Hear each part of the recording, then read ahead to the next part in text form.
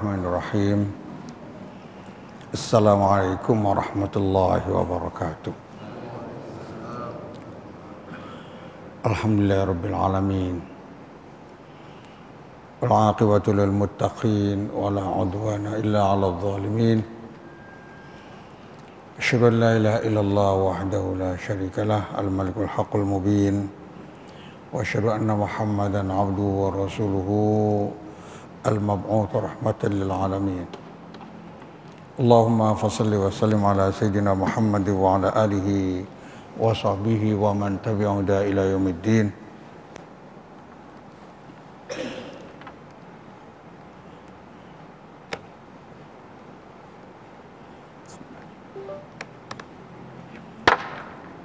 Pas.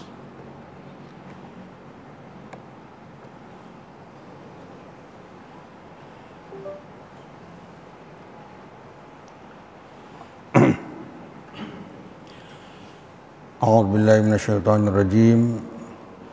Bismillahirrahmanirrahim. Nahnu naqussu 'alaika ahsanal qasas bima auhayna ilaika hadzal Qur'an wa in kunta min qablihi laminal ghafilin.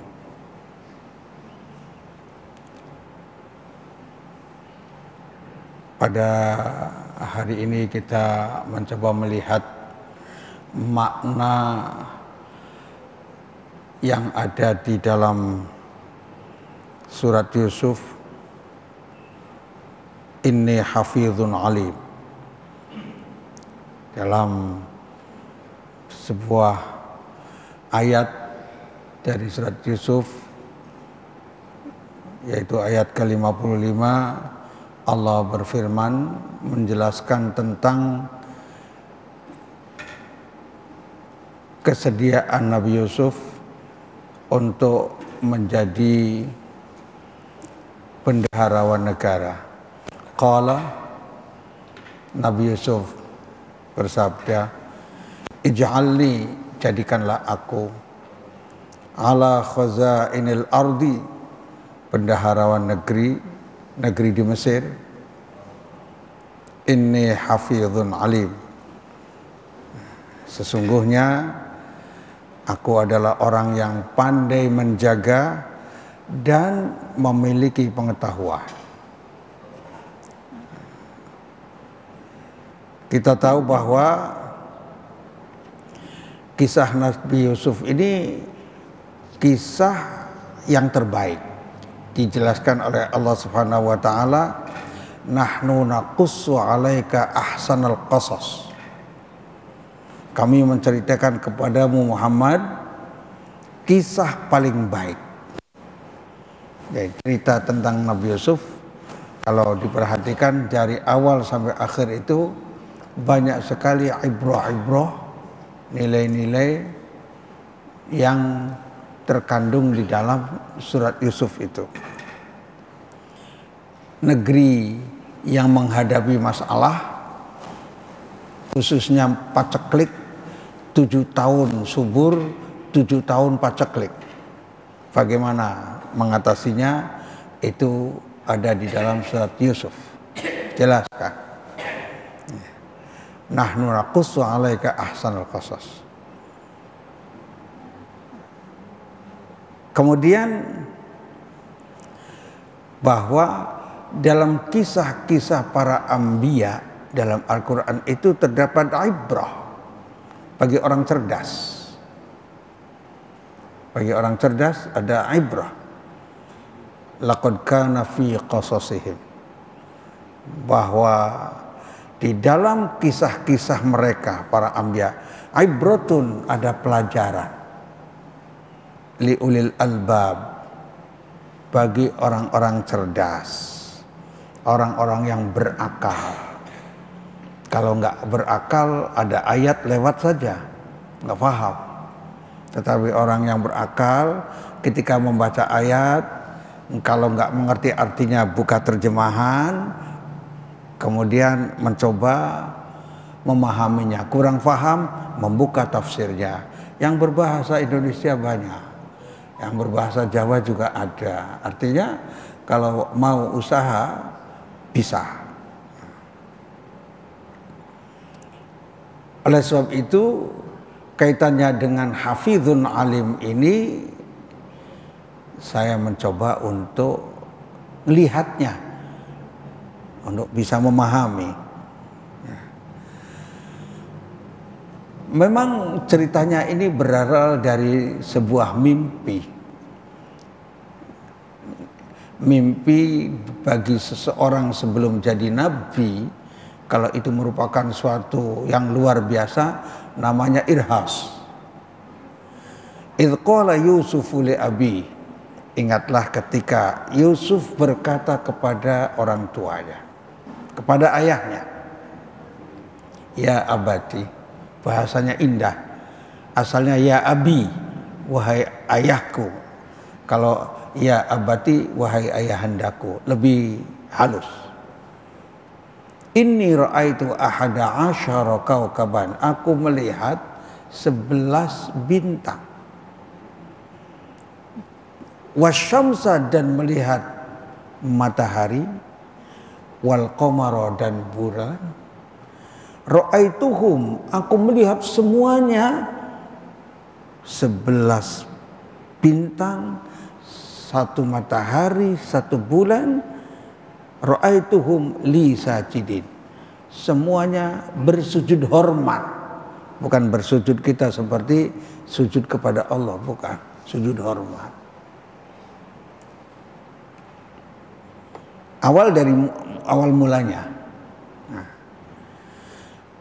orang tuanya yang bijak, ya, siapa Nabi Yakub.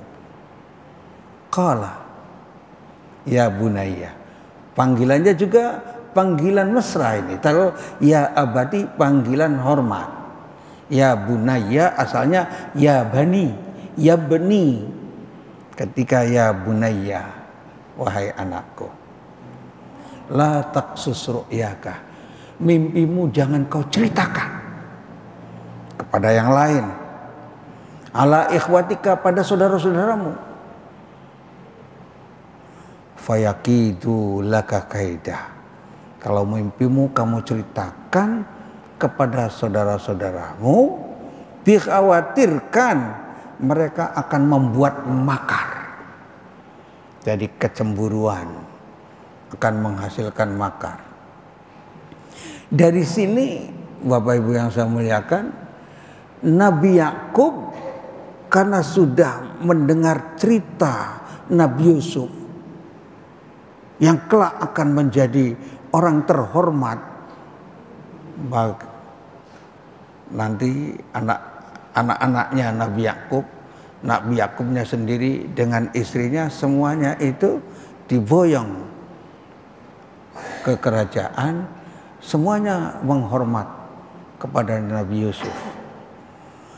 Di sini mulai proteksi. Nabi Yakub sangat khawatir terhadap Yusuf ini, sehingga diajak oleh kakak-kakaknya, jangan ini itu. Karena sudah tahu akan ada suatu kejadian yang besar bagi Yusuf. Jadi bukan menyayang asal sayang. Dikhawatirkan kalau bapak-bapak melihat walau Nabi Yakub sama anak-anaknya tidak adil dong. Nabi Yakub seorang nabi adil.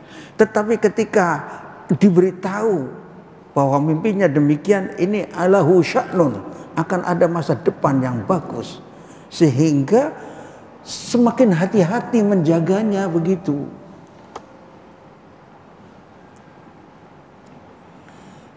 Itu asal dari awal cerita Nabi Yusuf. Kemudian setelah perjalanan hidup, ya, ketika Nabi Yusuf nampaknya lebih disayangi oleh bapaknya, karena bapaknya sudah tahu bahwa Yusuf akan menjadi orang hebat, menambah cemburu kakak-kakaknya Nabi Yusuf, saudara-saudaranya itu, maka kemudian melakukan satu perencanaan jelek. Nah, ini. Bukan melarang untuk pencalonan, tapi ini sudah berusaha untuk bagaimana jangan sampai Nabi Yusuf ini dekat dengan orang tuanya, harus dijauhkan. Nah, luar biasa kan? Bagaimana? Ya dengan cara yang singkatnya, kemudian mau dibunuh, kata kawan-kawannya janganlah, dibuang saja di sumur.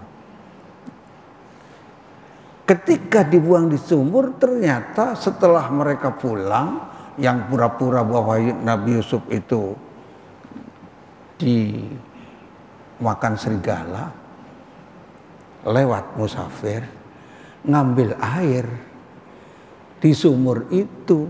Ya karena ada timba, Yusuf gantungan lah. Loh kok ada anak kecil. Kemudian dibawa. Yang akhirnya diperbudak, dibeli. Kesengsaraan itu.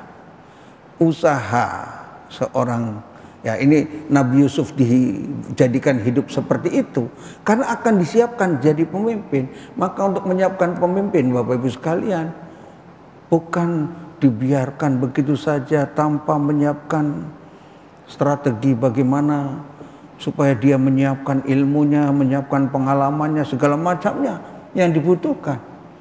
Nabi Yusuf, maka para anbiya itu rata-rata semuanya itu adalah dididik rekoso, susah. Barangkali Nabi Sulaiman yang nampaknya kurang dididik itu pun setelah memiliki kekuasaan semuanya lillah, kekuasaannya lillah, segala yang demikian lillah, para anbiya. Singkatnya bahwa dibawa, nanti dalam surat Yusuf silakan bapak-bapak ibu sekalian baca, sampailah dia menjadi budaknya yang diaku anak, diangkat anak di kerajaan. Namanya katanya, ini nama, kalau nama-nama Al-Quran itu enggak penting, karena yang penting itu ibrah, pelajarannya, bukan nama. Namanya Qitfir, istrinya namanya Zulaikha. Itu dalam tafsir-tafsir. Singkatnya begitu banyak macam, saya nggak mau cerita, sampai kemudian karena keindahannya Nabi Yusuf, ya orangnya pintar, ganteng, membuatlah terjadilah ya orang-orang yang ada di istana tertarik, istrinya Qitfir juga tertarik, yang akhirnya terjadi ingin berusaha selingkuh, tapi Nabi Yusuf menjaga diri karena akan disiapkan menjadi seorang rasul. Ya, semua yang disiapkan yang jadi seorang rasul itu dijaga oleh Allah Subhanahu wa taala. Singkatnya dipenjara karena tidak mau menuruti keinginan tuannya. Puluhan tahun, enggak setahun 2 tahun. Baru ujungnya bahwa Allah memberikan, ya memilih Nabi Yusuf sebagai seorang nabi, diberikannya diantaranya takwilul ahadits, takwil mimpi itu diajarkan oleh Allah kepada Nabi Yusuf. Saat raja saat itu mimpi sesuatu yang berat, mencari siapa orang yang mentakwilkan mimpi itu. Ternyata nggak ada yang bisa. Hanya kawannya yang sama-sama di dalam penjara memberitahukan bahwa di sana ada, ya, Yusuf bisa mentakwilkan mimpi.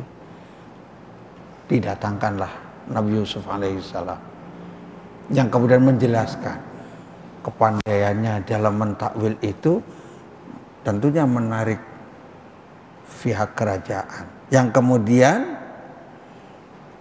ditawari untuk jadi pembantu kerajaan, jadi menteri. Nah, ketika ditawari, minta. Nah, di sini ada yang mengatakan kalau di saat itu yang ahli di bidangnya nggak ada, seseorang itu ahli boleh meminta jabatan. Asalnya meminta jabatan dalam Islam tidak. Tetapi ketika saat itu negeri saatnya istilahnya menghadapi problem, menghadapi ujian, menghadapi berbagai masalah, maka memerlukan orang-orang yang cerdas, yang mengerti, maka boleh untuk mengajukan diri. Maka di situ ij'alni, jadikan aku ya, ala khazainil ardi, bendaharawan negeri yang mengatur keuangan. Inni hafidhun alim. Alasannya meminta inni hafidhun, sesungguhnya aku adalah orang yang pandai menjaga kekayaan negara. Alim dan berilmu, berpengetahuan. Itu alasannya. Sehingga jabatan ini adalah tugas seorang pemimpin. Beliau menyampaikan dua kriteria, hafizun alimun, yang bisa menjaga negeri jangan sampai banyak utang, yang memiliki pengetahuan bagaimana supaya rakyatnya sejahtera bahagia. Nah, dua kriteria ini yang dikemukakan oleh Nabi Yusuf sebagai alasan bahwa beliau sebagai layak untuk sebagai yang mengatur keuangan negara. Menunjukkan hafizun, menunjukkan integritas, bersih, tidak memiliki celah-celah. Maka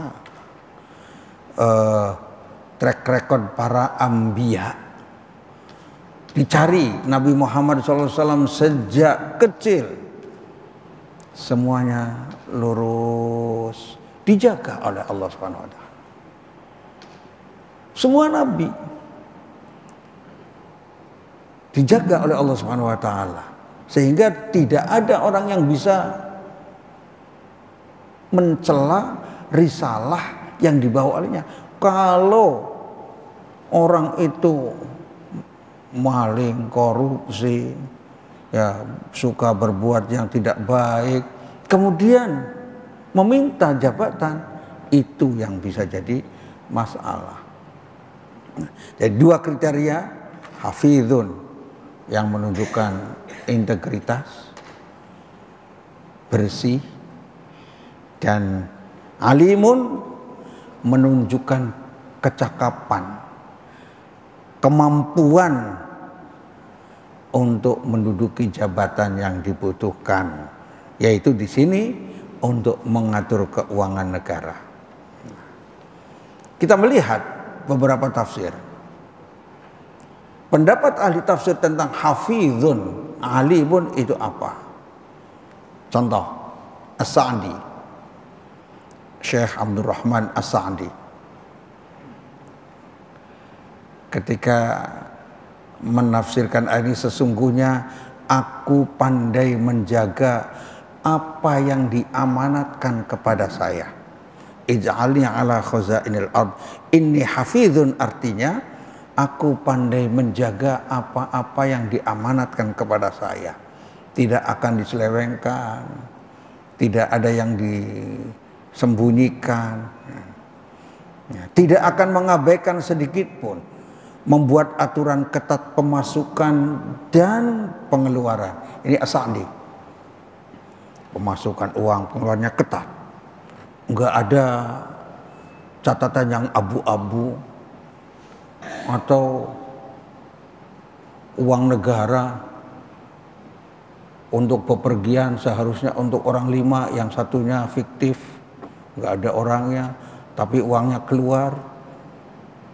Itu namanya ya tidak memiliki integritas. Aku memiliki ilmu pengetahuan bagaimana memanage masalah keuangan, pemberian, pencegahan, pengeluaran, dan semua aspek di bidang ekonomi. Nabi Yusuf meminta jabatan tersebut karena dirinya memiliki kecakapan seperti itu. Sifat amanah, sifat hafidhun, menjaga. Yang mana saat itu untuk menjaga keuangan negara tidak banyak orang yang memiliki. Ya tentunya Nabi Yusuf memiliki karena diajari oleh Allah, dapatkan wahyu. Kata As-Sa'di, tugas ini menuntut orang yang bisa menjaga keamanan pangan. Negara yang luas membutuhkan penjagaan keamanan pangan. Jangan sampai ada israf, perbuatan yang berlebihan. Tidak boleh ada kerusakan atau dikuasai oleh para tengkulak dan dikuasai oleh para penimbun. As-Sa'di sudah berbicara, kalau memperhatikan tafsirnya ini, umat ini harus melek.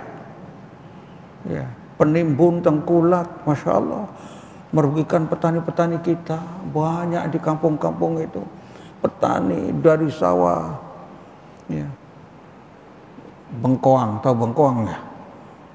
Di sawah, coba sekilo, ya, 3 tahun yang lalu tuh 500 rupiah, dijual di Jakarta 5.000.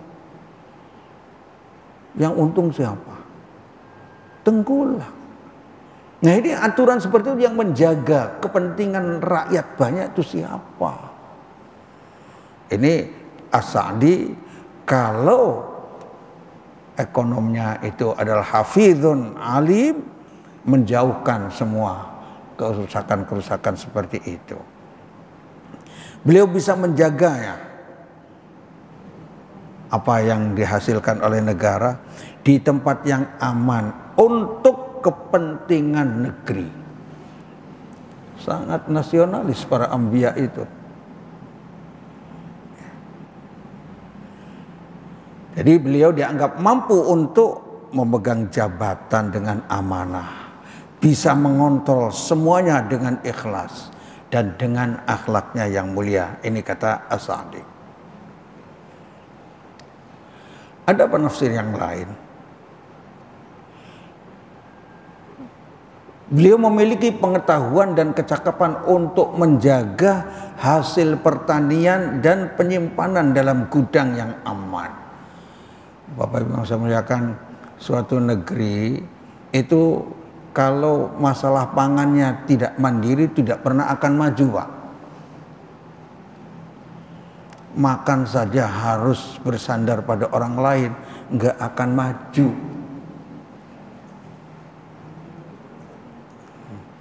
Jadi kecukupan tidak bergantung kepada orang lain. Beliau mengetahui apa saja yang merusak tanaman, ahli.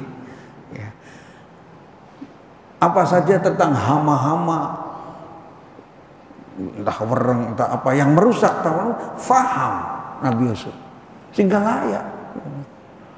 Nah, sekarang ada yang pendidikannya di pertanian, tapi kemudian yang dipegang bukan pertanian, pertanian terlantar. Zamannya zaman sekarang ini.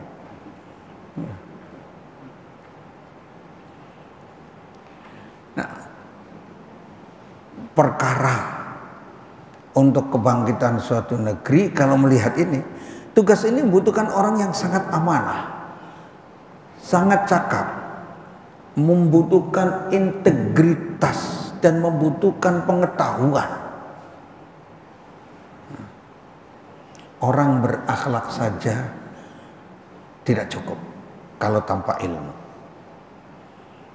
Tidak cocok dan ada orang yang berilmu saja tanpa akhlak, nggak cocok. Jadi ilmu dan akhlak itu satu perpaduan. Karena integritas itu akhlak yang menonjol, kejujuran. Sekarang melihat kitab tafsirnya Az-Zamakhsyari, Al-Kasyaf. Nabi Yusuf alaihissalam memiliki dua syarat. Hafidhun alimun, alimun hafidhun. Ketika beliau bersedia menawarkan diri. Jadi tadi syaratnya orang boleh menawarkan diri untuk menjadi pemimpin. Ini saya saja, saya bisa ini dengan syarat. Dalam hadis-hadis itu kalau tidak memiliki syaratnya tidak dibolehkan. Ketika Abu Dzar datang kepada Rasulullah SAW, ya Rasulullah, istamil, artinya angkatlah saya jadi gubernur, ingin. Tapi Rasulullah melarang, ya Abu Dzar, wahai Abu Dzar, innaka anta rajulun dhaif, atau kama qala Rasulullah SAW, kamu tuh orangnya lemah. Nah, kemudian apa? Wa innaha lanadama yaumil qiyamah. Amanah. Wa nadama yaumil qiyamah. Ya amanah, tapi juga akan merupakan satu penyesalan pada hari kiamat. Jadi pemimpin akan banyak penyesalannya pada hari kiamat. Kecuali, nah ada kecualinya, orang-orang yang memiliki kemampuan untuk memegangnya secara bertanggung jawab. Ya dia amanah. Bayangkan, Bapak Ibu yang saya muliakan, kita laki-laki sebagai suami akan dimintai pertanggungjawaban di rumah tangga kita. Kepada anak-anaknya apakah adil? Akan diminta pertanggungjawaban. Kalau ada anak atau istri yang mungkin tidak melakukan sesuatu sesuai dengan ajaran Allah, akan ditanya pertama kali itu suaminya. Berat.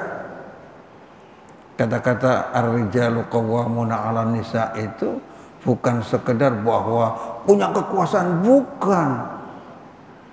Semakin tinggi kekuasaannya, semakin berat tanggung jawabnya. Karena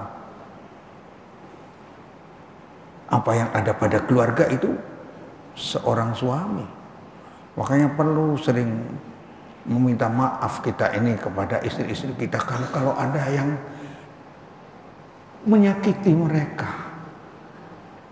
Kepada anak-anak kita kalau ada yang kurang adil kitanya ini dalam bersikap. Termasuk pada pekerja kita. Kalau kita punya pekerja, minta kalau ada hal-hal yang kurang, daripada nanti di akhirat dituntut. Tidak ada satu kezaliman di dunia ini dilakukan oleh kita kecuali akan dituntut oleh yang terzalimi itu. Na'udzubillah min dzalik. Sengaja atau tidak sengaja akan dituntut kita. Maka Bapak Ibu yang saya muliakan, kalau berdoa, kalau istighfar, doakan orang-orang yang punya hak atas kita. Ada yang berdoa dong, ya, astagfirullahaladzim li wali walidayya, ya, untuk aku dan kedua orang tuaku. Ada yang menyebut wali ashabil huquqi alayya, dan kepada orang-orang yang punya hak atas kami, atasku. Oh, kita berbuat salah pada si fulan, kita doakan pada dia sehingga nanti di akhirat ketika saya ingin, saya sudah banyak mendoakan Anda. Hafidhun berarti seorang yang memiliki kejujuran dan dapat dipercaya, memiliki integritas.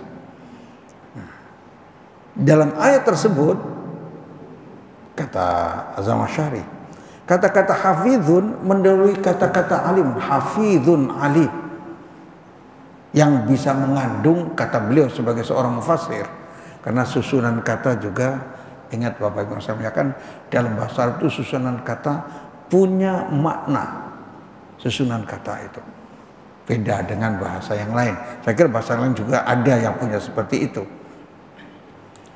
Jadi kata-kata hafizun mendahului kata alimun. Hafizun alim, hafizun alim itu yang bisa mengandung bahwa integritas menjadi syarat kritis bagi seseorang ketika ingin melakukan tindakan apa? Integritas itu.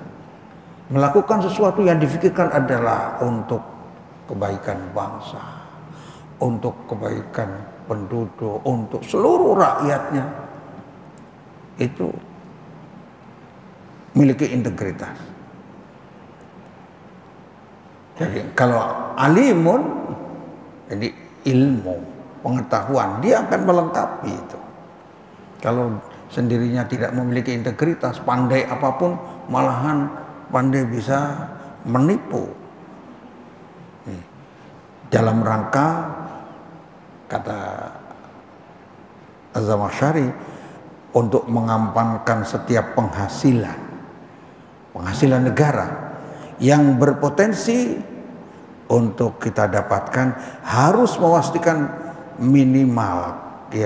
memastikan minimal 2 syarat dalam diri kita ini agar negeri ini tidak rugi. Maka pemimpin minimal memiliki 2 ini, hafizun alim, memiliki integritas dan berpengetahuan. Mengapa Nabi Yusuf menawarkan diri? Padahal dalam Islam itu dilarang. Ada larangan, bukan dilarang. Diriwayatkan an Abdurrahman bin Samurah, dari Abdurrahman bin Samurah, qala liyan Nabi Muhammad SAW berkata kepadaku. Kepada siapa? Abdurrahman bin Samurah. Ya Abdurrahman ibn Samurah, wahai Abdurrahman ibn Samurah, la tas'alil imaratah, janganlah meminta kekuasaan, meminta jabatan. Fa innaka in u'titaha an mas'alah, kalau kamu meminta jabatan dan kamu diberi jabatan itu karena minta tadi, wukilta ilaiha, maka Anda diberi beban berat. Ya. Lakin wa in utitaha an ghairi mas'alah, tetapi kalau diberi jabatan tanpa minta, u'inta alaiha, kamu akan mendapatkan pertolongan untuk melaksanakan tugas itu. Wa idza halafta ala yaminin, kalau kamu bersumpah dengan suatu sumpah, fara'aita ghairaha khairan minha, kemudian kamu setelah jadi pejabat bersumpah tentang sesuatu, setelah jadi pejabat tahu bahwa di sana ada sesuatu yang lebih baik daripada yang dia sumpah,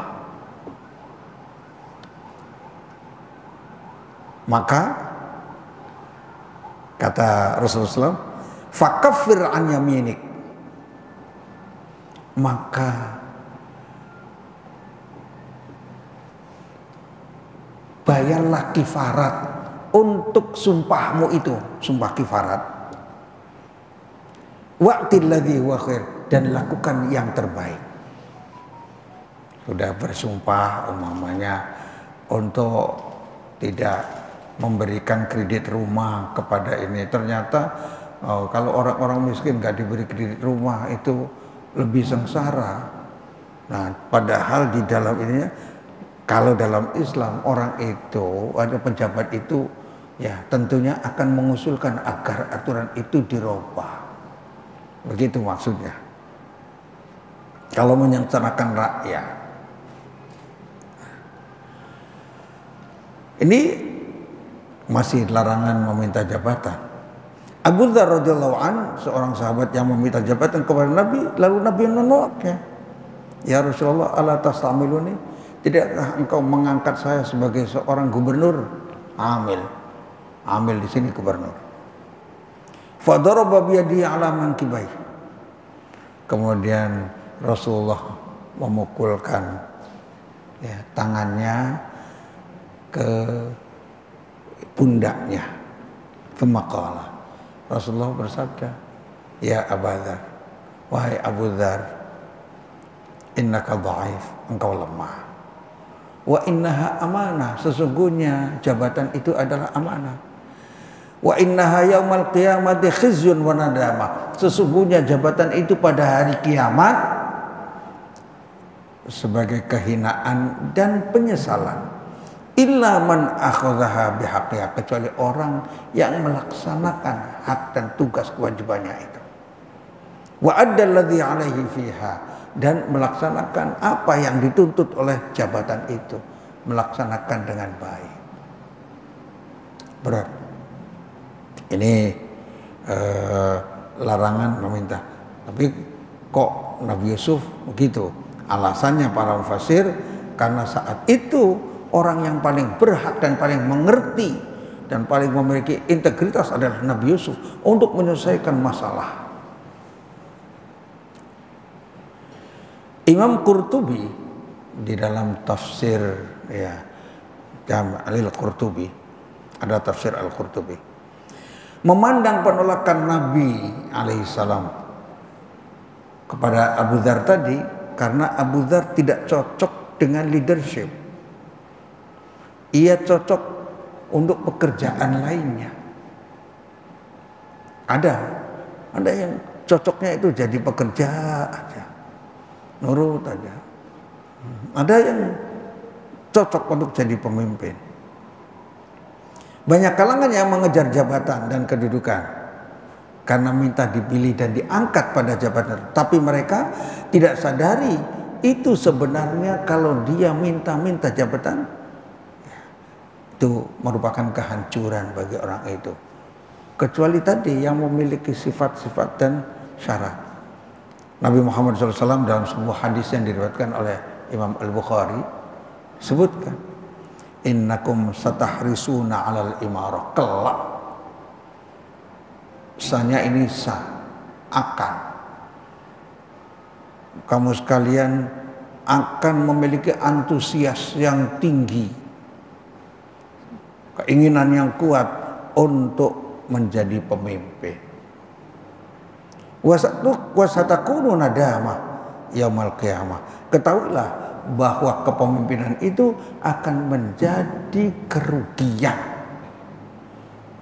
penyesalan pada hari kiamat. Hadis riwayat Al-Bukhari.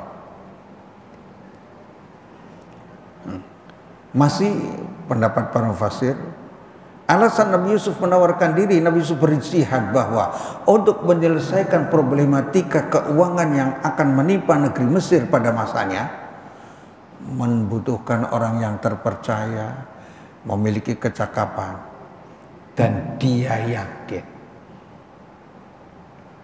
bahwa dirinya akan mampu untuk mengatur dan memanage keuangan dan perekonomian negeri saat krisis. Dengan dua sifat tadi, hafizun alim.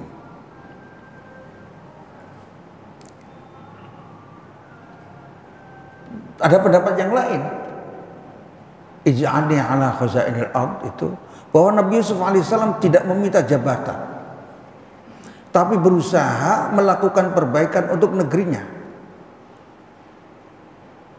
Tidak meminta jabatan dan ingin melakukan melalui perbaikan itu bisa menyampaikan ajaran agama dengan baik dan berhasil salah yang dibawa padanya. Jadi beliau menjadikan sarana kepemimpinannya itu untuk bisa menyampaikan risalahnya. Maka beliau meminta punya jabatan untuk risalah, menyampaikan risalah. Sebab orang punya jabatan itu bisa menyampaikan risalah dengan lebih enak, lebih gampang. Ya, bapak sebagai bos perusahaan, wah memasukkan ketika ayo waktu zuhur sholat semuanya itu. Kalau bapak sebagai bos, berbeda kalau kita nggak jadi bos, ngajak-ngajak juga, ya. Karena kekuasaan. Ada ungkapan memang bahwa anas ala dini muluki, manusia itu tergantung daripada agama rajanya. Kalau agamanya ya bukan Islam, mesti yang diajarkan bukan Islam, perilakunya apanya itu. Kemudian boleh jadi ada situasi genting yang harus diselesaikan saat itu, sehingga Nabi Yusuf mengajukan dirinya karena ada situasi genting. Maka barang siapa yang yakin bahwa dia mampu, maka dibolehkan untuk menawarkan diri dalam situasi di masyarakat di mana gitu. Kata mufasir, dalam hal ini orang yang menawarkan dirinya untuk memegang tampuk jabatan tertentu minimal memiliki 2 kriteria, hafizun ali. Keberanian pertama, menawarkan diri untuk memegang jabatan tersebut karena kepercayaan dirinya mampu untuk melakukan tugas berat itu. Keberanian kedua, dia menutup kemungkinan adanya orang lain yang tidak kompeten maju. Jadi boleh. Itu satu ijtihad. Kemudian bagaimana strategi Nabi Yusuf alaihissalam untuk menanggulangi krisis? Sudah Isya. Ini ada beberapa hal ya. Nabi Yusuf menetapkan ini untuk mengatur saat itu dengan hafizun alim. Pertama, ini aturannya. Barang siapa yang membutuhkan makanan pokok boleh menggantinya dengan emas atau perak untuk negara, saking mahalnya. Yang tidak memiliki emas dan perak boleh menukarkannya dengan intan atau barang berharga lainnya, sehingga sembarangan. Atau menggantinya dengan binatang ternak untuk mendapatkan makanan pokok, saking mahalnya makanan. Aturan berikutnya, yang tidak memiliki apa-apa, yang punya emas bayar dengan emas. Yang tidak memiliki emas tapi punya binatang ternak, banyak bayar dengan binatang ternak. Karena supaya jangan ada orang yang mati. Yang tidak memiliki apa-apa diberikan makanan dengan syarat, salah seorang keluarganya harus ikut kerja sebagai pegawai dan hasilnya untuk memberi makan sisa keluarganya. Jadi kalau ada 4 orang dalam satu keluarga, masih ada pemuda yang ininya, maka pemuda ini dia harus bekerja untuk negara, kemudian diberikan makanan untuk keluarganya yang lainnya itu. Kan adil luar biasa itu. Kalau nggak punya emas, kalau yang masih memiliki emas, bayar dengan emas. Selama musim paceklik, ini aturannya ini. Nabi Yusuf alaihissalam mewajibkan kepada semua penduduk untuk mengencangkan ikat pinggang, makannya sedikit, sehingga makannya tidak banyak, makan cukup dengan 1 usus. Ususnya 1. Kalau bapak ibu kita ini punya usus 12 jari. Kalau seorang mukmin katanya kalau makan itu dengan 1 usus. Ya. Bahwa al-mu'min ya'kulu fi mi'an wahidah. Seorang mukmin itu makannya 1 usus, jadi nggak banyak.